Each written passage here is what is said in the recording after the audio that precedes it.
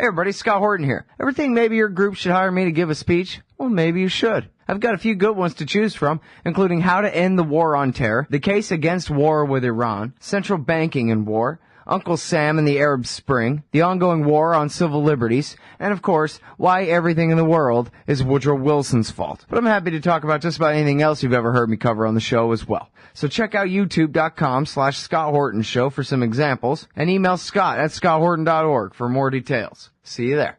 All right, y'all, welcome back to the show. So Scott Horton Show, I'm him. scotthorton.org is the website. You can find all my interview archives there. More than 2,800 now, going back to 2003. And, sorry, I forgot about these hard breaks, man. I completely blew that one. I guess we'll try again at the top of the hour here. All right, so our first guest on the show today is Thomas Mountain. You can regularly find him at Counterpunch and I think at allafrica.com. Is that right? Thomas, welcome back to the show. Yeah, not All Africa. No, All Africa is funded by George Soros. You won't find me really? there. Well, I was thinking of something else then, another thing with Africa in the title or wherever I read it. Yeah, anyway. there's a bunch. I'm the most widely distributed independent journalist in Africa, so there's a lot of websites you can find me there. There you go. Thomas Mountain, that's the name. And they publish virtually all of them at Counterpunch, right? If people want your archive or whatever, they can find them all there. Yeah. Right. Okay, good deal. Now, so I only say that because I have your latest article in my email here, and I didn't have a chance to go Googling for it. And it's called The UN and 250,000 Dead Somalis. Your reaction to this new report by FuseNet. Please tell us all about it. Well, yeah, the United Nations said that, guess what, between 2010 and 2012, at least 250,000 Somalis died of starvation. And quarter of a million I'd people. warned of this in articles I've written, in this period, and that we knew that there was a major, what they call a budget shortfall in funding to feed starving Somalis. The problem is that perception is that, these Somalis are dying from drought, when they're dying as a direct result. Most of them are dying as a direct result of the conflict generated by the Western United Nations-backed invasion of Somalia and occupation of Somalia going back to 2006, where most of the people are dying of starvation, have been driven off their land by the conflict created by this invasion. They're what you call internally displaced people. So in other words, the United Nations is causing this starvation and then turning around and deliberately starving these people to death.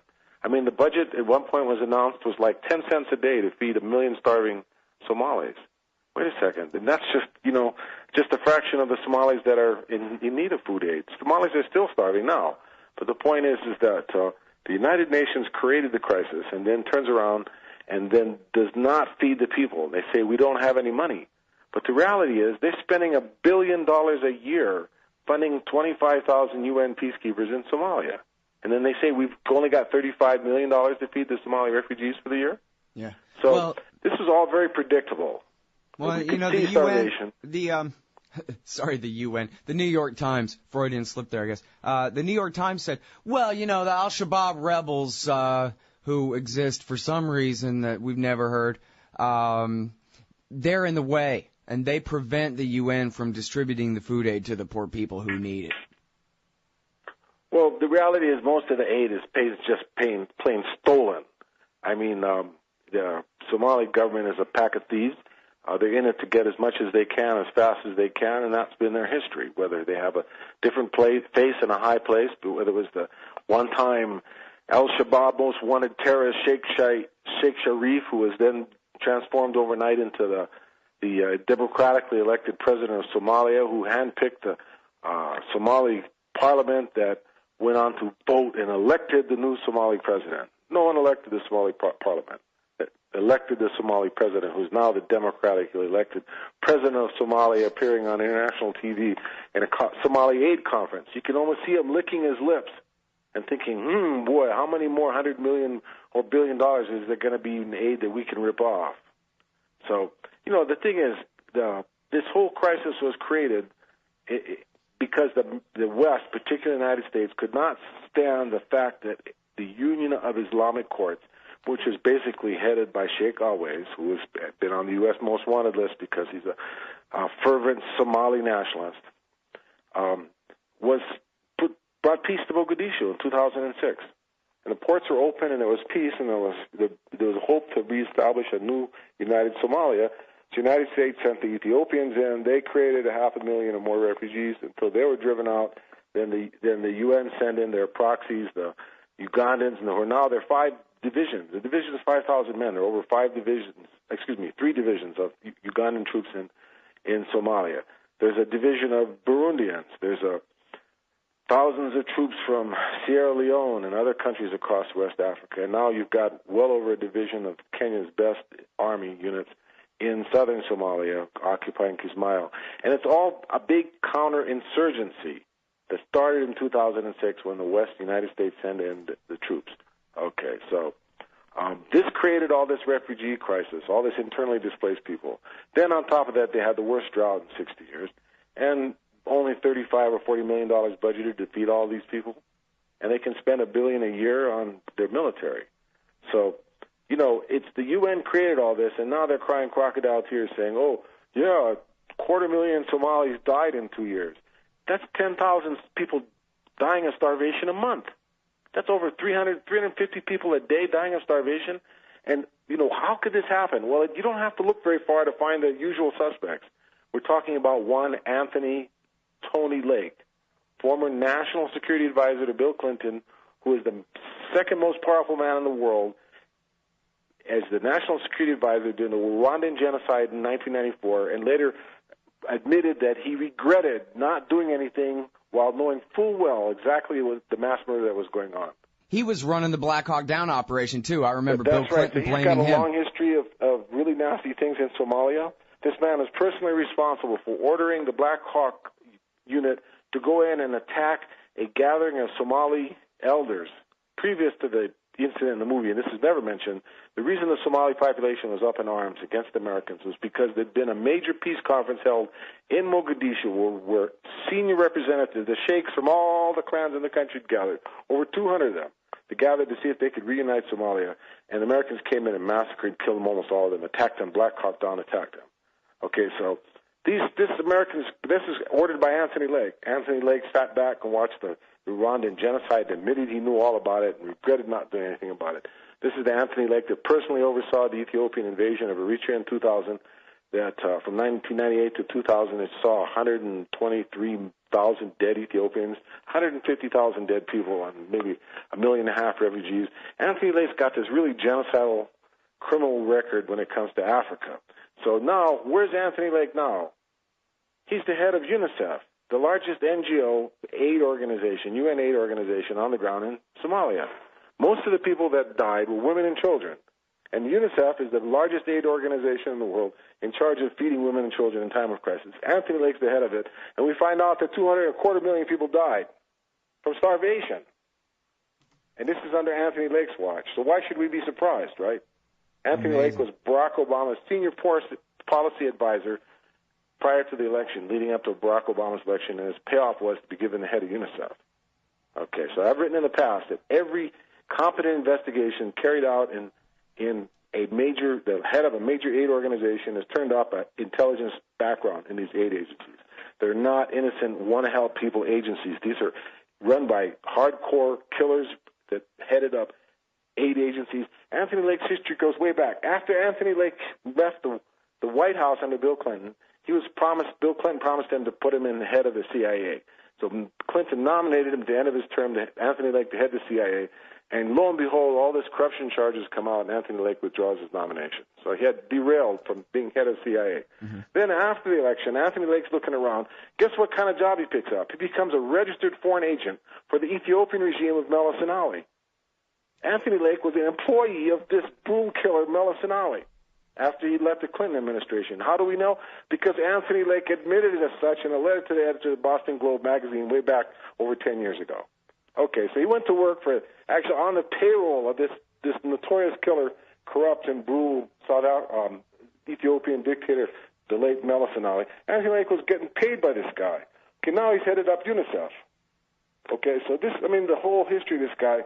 I got another article coming out soon. It's called "The Gray Ghost in the White House," about another real cold-blooded killer in the White House. This one that people don't even know about. Her name is Gail Smith. But talking about Anthony Lake, head of UNICEF, 250,000 Somalis are dead from starvation, a couple of $1 billion spent on the war there that caused all these people to be in a situation where they would starve to death.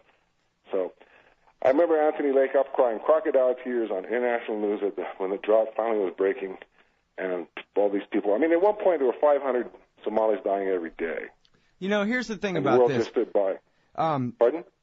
One thing is, I've been doing this show this whole time, and I've been covering, the show actually started in January 2007, and I've been covering the Somalia War the whole time. It only began, well, that stage of it only began, a month before. Christmas 2006 was when the Ethiopians invaded, and I've talked with all these different experts, Ken Menkhaus and Leslie Lefkow from Human Rights Watch and these others, and we were keeping tabs in real time about 2009. You can go back through the archives. 2009, 2010, 2011. The people are starving. Before the period of time covered in this study, Leslie Lefkow was on the show saying the people are living in refugee camps by the millions, living in refugee camps up and down the sides of the roads, and they're sick, and they're hungry, and they're diseased, and there were, at one time, she said, 500,000 people on the brink of starvation, and I think that was in August of 2010. That was before that was at the beginning of the time period that this study covers. So, your accusation isn't an accusation. This is simply just the fact of the matter. America's been waging war throughout Somalia this whole time, and then the weather comes and intervenes on the side of the devil and just comes in. Here's a society that America has turned completely upside down, and then it doesn't rain. And so where every other country in the region goes hungry, they starve to death. And see, the thing is, it doesn't only restrict it to the Somalis of Somalia. There are 8 to 10 million Somalis living in the Ogaden, right next door. And they've had a complete food aid and medical aid blockade since 2007. Red Cross and Doctors Without Borders have been expelled from the Ogaden next door to Somalia since 2007. And there was a whole series of droughts going on leading up to the major Great Horn of Africa drought that took place recently, were the worst drought in 60 years. So it's not just confined to Somalia. There's a major counterinsurgency being fought across not only Somalia, but the Ogaden, but now in northern Kenya by the Kenyan army, who's fighting a counterinsurgency in southern Somalia and in northern Kenya it's spreading to the Somali population in northern Kenya because they're fed up with being blamed for all the hit-and-run attacks that the Somali resistance is carrying out against the Kenyan army, and the counterinsurgency coming in, the murders and the kidnappings and the rapes and the pillaging that the Kenyan army is doing amongst the Somali population in southern Somalia and in northern Kenya. So you've got this major counterinsurgency being fought by the Ethiopians within the Somali population in the Ogaden. You've got 25,000 peacekeepers in Somalia itself fighting, spending $60, $70, $80 million a month, maybe $100 million a month being spent, keeping them fighting al-Shabaab, continuing to claim victory. And now you've got the Kenyans involved in the southern Somalia and in northern Kenya, okay?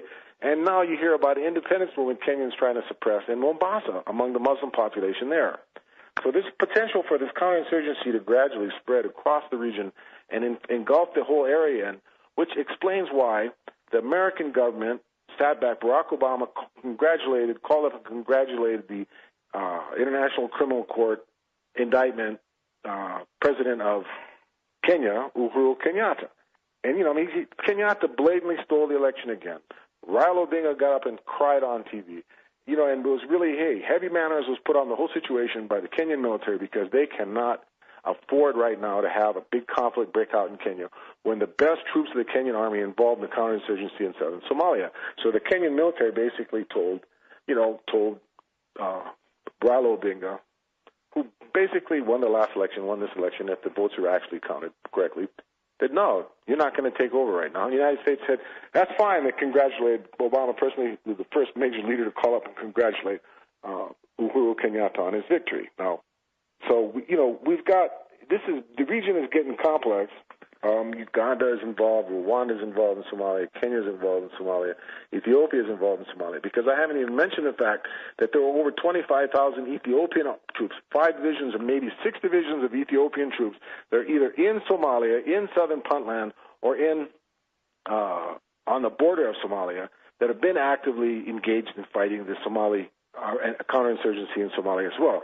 So you're talking about 50,000 foreign troops and really heavily armed. There's like over 400 tanks that the AU peacekeepers have got in Somalia, as well as the Kenyan army with their tanks and the Ethiopian army with their tanks, and then you've got helicopter gunships and you've got drones flying around, and all of this against a lightly armed insurgency base that they call Al-Shabaab, okay, which means the youth. So they're fighting the terrorist group that they call the youth, right.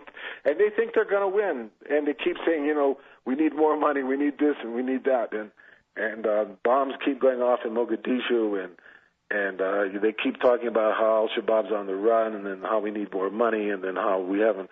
Next thing you know, another bomb goes off. So this is a never-ending story. And the drought, you're right, the drought's been going on for years. Somalis in their thousands and tens of thousands, and now we find out hundreds of thousands have been starving to death. And it's all being paid for by, basically comes back to Obama and the White House. And some really nasty characters. I mean, you've got Anthony Lake there, which I'm trying to refocus attention on because he's got a long history. You might want to take a look at Anthony Lake's history back when he used to be the ambassador to Korea, back when Korea was under a military government.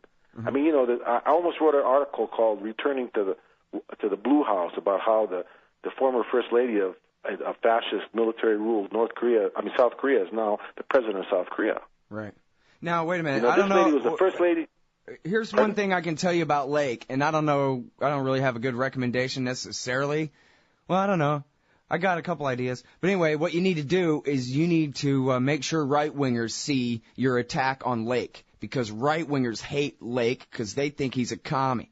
But so if you just anything scandalous about him, they might run with it. Magazine, huh? Get something in the front page magazine. yeah, exactly. Send it to David Horowitz. Send it to Bill Kristol. Anyway, because you're right. I mean, he was defeated for head of the CIA, and I forget exactly what the connections were, but it was some of this, you know, pals around with terrorist crap, it was corruption charges. Corruption. Going way back to when he was involved in Korea and other places. It was something. No. It was ideological. It was ideological too. The right wingers hated his guts. I mean, they had enough dirt on him. Yeah. It was ideological, of course. That was the basis of it all. But they had so much dirt that the tip of the iceberg started to come out, and Anthony Lake said, "Okay, I'm stepping down." Yeah. So they used the dirt to get him out, but they're all dirty themselves. But he's been notorious for dirt. I mean, he even went on the payroll of the Ethiopian government. Was actually admitted in the Boston Globe in an article he wrote after he was criticized by the Eritrean ambassador that yes, he had been an employee of a registered foreign agent for Meles Zenawi's regime in Ethiopia, but he wasn't anymore. So I mean, Jesus, this guy's like he went from the second most powerful man in the country as a national security advisor to work getting paid cash by the Ethiopian regime. I mean, damn, this guy's like a real, political prostitute, and now he's the head of the UNICEF. So, I mean, these NGOs are actually the enemy of the people, and it's most obvious in Africa. But, there's a whole lot of things going on. I started to broach on a little bit on the Kenyan election because Americans, and especially the British, are now, they've hosted Uhuru Kenyatta at the this conference they're holding in London that David Cameron's hosting, and this guy's been indicted by the International Criminal Court, and everybody sort of forgot about that now. Like, we're going to overlook all that because we need the guy. You know what I'm saying? So, the hypocrisy of it all is even almost too much for the mainstream Western media to try to swallow. Even they have to kind of gulp and say, But it's on top of all of this, it's like we're looking at a situation where Somalia sits on the Bab al-Mandeb, the Gate of Tears, which is the entrance between the Red Sea and the Indian Ocean. And this is why this genocide against the Somali people is going on, because the major world economic partners is the European Union and Asia. It's no longer the Asia in North America. So all of this trade, all these container ships, hundreds and hundreds of container ships, stock full of containers going back and forth through the Bab al-Mandeb, the Strait of Tears, between the Indian Ocean and the Red Sea, and that's right there on Somalia, Right. And so if Somalia becomes a strong, independent, united Islamic government, and they say, hey, you Western powers have to stop committing all these crimes, or we'll block you from going to the Bab al-Mandeb, what's going to happen? See, so they can't allow this. The Americans can't allow this threat to become in any way real. So the best thing the Americans can do is keep Somali fragmented. keep them in Somaliland, keep them in Puntland. And if they can't just, put their puppets in power in the South, then they'll keep, 50,000 foreign forces in Somalia and just pay for it all. And if they've got to starve a 250,000 Somalis to death in the process, so be it. Yeah. So, the hypocrisy of it all is sickening. It's got to the point where I can barely write and talk about it anymore. It's been going on, like you say. You've been covering it since it started. The most recent period started, 8 years ago? You know what I mean? Yeah, and it's so frustrating that few know and fewer care at all. And frankly, you know what? It's about racism. It is, right? Somalis are some of the blackest black people of all. Over there, way and over in East Africa. And they're black. And Americans just don't care. If they all starve to death, it's better for us, right? Yeah, or at least it just doesn't matter either way. They might as well be, it might as well be a famine on Mars that we're talking about, or a famine on an ant pile. Who cares? Well, the portrayal of Africans in general is that we're a tribal, racist, violent people that kind of deserve what we get, and that all these problems we have here are basically our own fault, and that the West is trying to come in and save us from ourselves and save us from terrorism in Somalia. And the reality is that the West is causing all the problems, and it's completely upside down. But, there's a ray of light. We've got Eritrea here where I live, where everybody's calm, and, we had this so-called coup that never happened back in January, that the Pulitzer Prize-winning New York Times reporter from 2012, Jeffrey Gentleman, wrote and said there was a coup in Eritrea. It was a complete fabrication. This is the sort of coverage we get out here. They make up things. There's no... And Gettleman in the New York Times ought to be infamous for the slant on his reporting. We libertarians especially had a great laugh at a piece that he did about the Islamic Courts Union, portraying them basically as a bunch of cranky right-wing tax protesters who are just like a bunch of real selfish libertarian types, the way they like to portray libertarian types. And I don't know. We just thought that was hilarious, this foreign government is here just to do right by these poor people, Well, there's been a series of major attacks on the Horn of African community outside. There's been these attacks on the Somali community. They've been putting people in prison for allegedly helping al-Shabaab. And this has been an ongoing thing, and they're terrorizing the Somali community and preventing them from sending money home to their families. Families are starving back home, and they're preventing the Somalis from sending money back home. What? And the same things they're trying to do to Eritrea. And we saw three firebombings in Eritrean community centers in Sweden on February 24th, on the same night after a really nasty anti-Eritrean racist program in Sweden. This is liberal democracy, Sweden, and yet they're firebombing. 3 Eritrean community centers are firebombed in one night in Sweden, and in the capital of Sweden, and nothing is said. But listen, Scott, I think I'm about to get cut off. So it's been great to be on your show. And, all you people that listen out there, you got to contribute to Scott Horton Show because there's very few like Scott out there, okay? All right. Hey, thanks a lot. I appreciate that. Okay, take care, Scott. Thanks very much for your time, Thomas. Good to talk to you again. All right, good. Well, I don't know what was going on there. He had to go. Hey, y'all, Scott here. Like I told you before, the Future Freedom Foundation at FFF.org represents the best of the libertarian movement. Led by the fearless Jacob Hornberger, FFF writers James Bovard, Sheldon Richmond, Wendy McElroy, Anthony Gregory, and many more write the op-eds and the books, host the events, and give the speeches that are changing our world for the better. Help support the Future Freedom Foundation. Subscribe to their magazine, The Future of Freedom. Or to contribute, just look for the big red donate button at the top of FFF.org. Peace and freedom. Thank you. Oh, man, I'm late. Sure hope I can make my flight. Stand there. Me? I am standing here. Come here. Okay. Hands up. Turn around. Whoa, easy. Into the scanner. Ooh, what's this in your pants? Hey, slow down. It's just my... Hold it right there. Your wallet has tripped the metal detector. What's this? The Bill of Rights? That's right. It's just a harmless stainless steel business card-sized copy of the Bill of Rights from SecurityEdition.com. There for exposing the TSA as a bunch of liberty-destroying goons who've never protected anyone from anything. Sir, now give me back my wallet and get out of my way. Got a plane to catch. Have a nice day.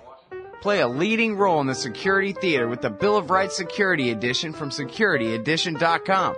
It's the size of a business card, so it fits right in your wallet, and it's guaranteed to trip the metal detectors wherever the police state goes. That's SecurityEdition.com. And don't forget their great Fourth Amendment socks. Hey, guys, I got his laptop. Hey, all, Scott Horton here, inviting you to check out wallstreetwindow.com. It's a financial blog written by former hedge fund manager Mike Swanson, who's investing in commodities, mining stocks, and European markets. Wall Street Window is unique in that Mike shows people what he's really investing in and updates you when he buys or sells in his main account. Mike thinks his positions are going to go up because of all the money the Federal Reserve is printing to finance the deficit. See what happens at wallstreetwindow.com. And Mike's got a great new book coming out, so also keep your eye on writermichaelswanson.com for more details. Man, you need some Liberty stickers for the back of your truck. At LibertyStickers.com, they've got great state hate, like Pearl Harbor was an inside job. The Democrats want your guns. U.S. Army, die for Israel. Police brutality, not just for black people anymore. And government school, why you and your kids are so stupid. Check out these and 1,000 other great ones at LibertyStickers.com. And of course, they'll take care of all your custom printing for your band or your business at TheBumperSticker.com. That's LibertyStickers.com. Everyone else's stickers suck. Hey, y'all, Scott Horton here for the Council for the National Interest at councilforthenationalinterest.org. CNI stands against America's negative role in the ongoing Israeli-Palestinian conflict, the war party's relentless push to bomb Iran, and the roles played by twisted Christian Zionism and neocon-engineered Islamophobia in justifying it all. The Council for the National Interest works tirelessly to expose and oppose our government's most destructive policies, but they can't do it without you. Support CNI's push to straighten out America's crooked course. Check out the Council for the National Interest at councilforthenationalinterest.org and click Donate under About Us at the top of the page. That's councilforthenationalinterest.org.